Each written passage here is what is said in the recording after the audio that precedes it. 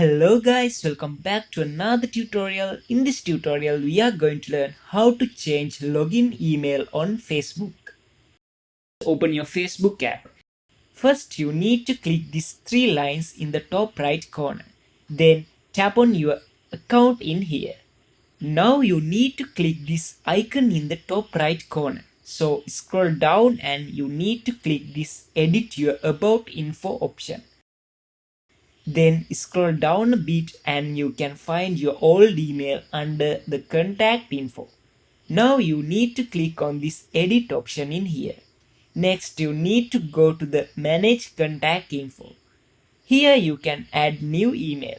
So tap on this add email address option to add a new email.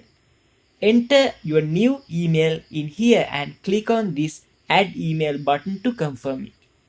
Hope this video was helpful for you guys. See you in the next video.